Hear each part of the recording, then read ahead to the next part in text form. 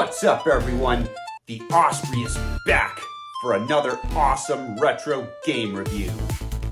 We're going to be talking about one of the greatest Sega Genesis games and one of the greatest fighting games ever made, Mortal Kombat.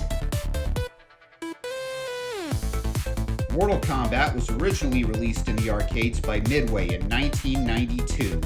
The game proved to be a very big success and was later ported to the Super Nintendo and Sega Genesis in 1993 by Acclaim. The game was a huge phenomenon and spawned numerous sequels and spin-offs and even some copycat games on other systems. Now, the first thing you are going to need to play Mortal Kombat besides a Sega Genesis and a TV is a good 6-button controller. It is possible to play Mortal Kombat with the standard 3-button Sega Genesis controller, but entering combos and special moves is much more difficult that way. If you aren't able to find a 6-button controller for your Sega Genesis, the Retrobit 6-button Sega Genesis controller here is a good alternative. You can pick it up on Amazon for about $20. But let's get off with the talk and on with the game. Now, before you start the game, you want to make sure you have as many continues as possible. It's not necessarily a matter of if you'll need them, it's a matter of when you will need them. You have 7 different playable characters to choose from when you start the game. But the game's characters are only as good as their special moves, which require the right D-pad and button combinations. If you don't know them, you won't be long for this world. But there are some easy-to-use moves that are easy to memorize, like Liu Kang's Fireball, which also allow you to damage your opponent from a safe distance. This is one of the reasons why Liu Kang is a really good character for beginners. Another good choice for beginners is Scorpion.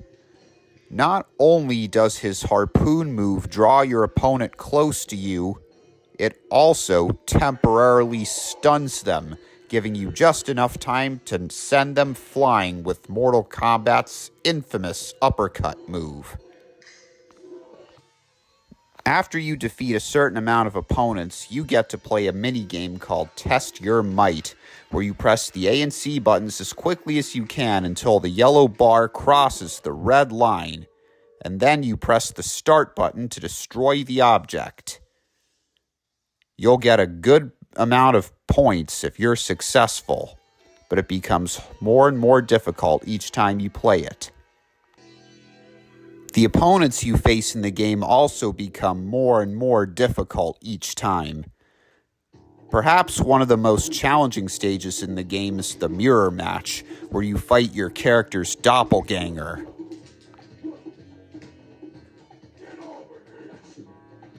The endurance stages are especially difficult.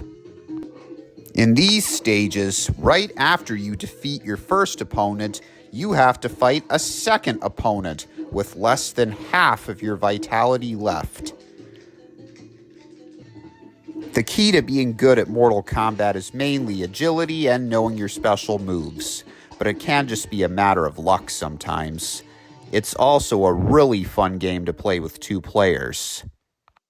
So, is the original Mortal Kombat for the Sega Genesis a good fighting game?